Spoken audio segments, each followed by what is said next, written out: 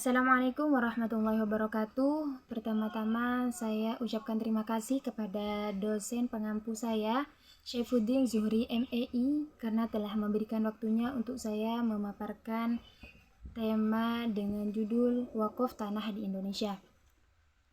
Sebelum itu kami akan memperkenalkan diri. Saya Robiatul Adawiyah dari Prodi Ekonomi Syariah semester 6. Baik, langsung saja. Di sini apa yang dinamakan wakaf? Di sini wakaf ialah menurut Islam adalah perbuatan hukum seseorang atau sekelompok orang, ibadah atau kepentingan umum lainnya yang memisahkan sebagian dari hartanya dan dimanfaatkan bagi masyarakat sekitarnya dengan ajaran Islam. Di sini yang dimaksud wakaf tanah menurut pasal 1 atau berdasarkan pasal 1 ayat 1 Peraturan Pemerintah nomor 28 tahun 1977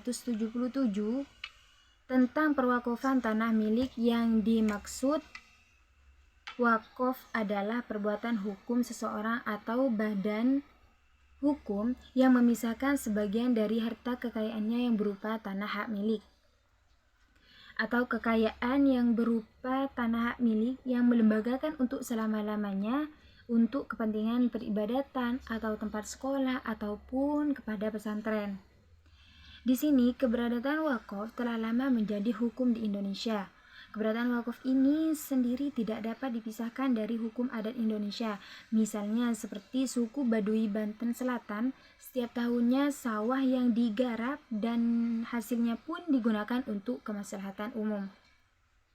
Kemudian ada semacam fasilitas di Bali, terdapat barang-barang lainnya seperti candi, tanah, begitupun permata milik para dewa yang ditinggal di sana.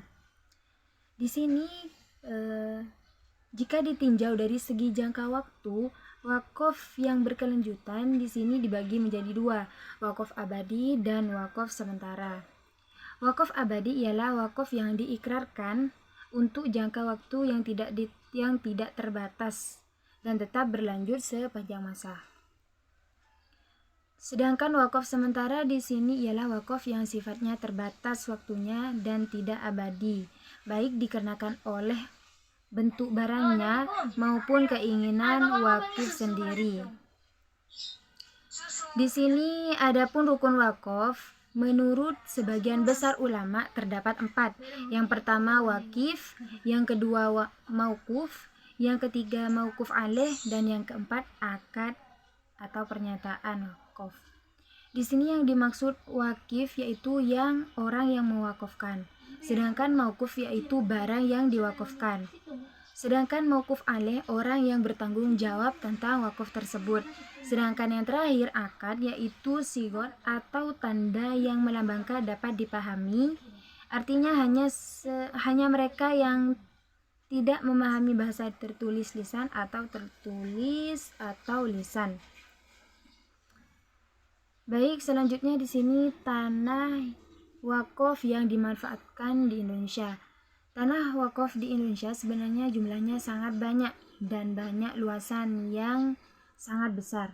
Menurut statistik dari Bimas Islam Kementerian Agama Republik Indonesia, luas tanah wakaf di Indonesia mencapai 80.204.724 meter persegi.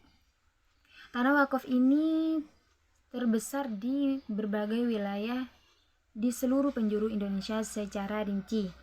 Sedangkan 3 provinsi dengan tanah wakaf yang paling kecil adalah Maluku dengan luas 6.549 meter persegi.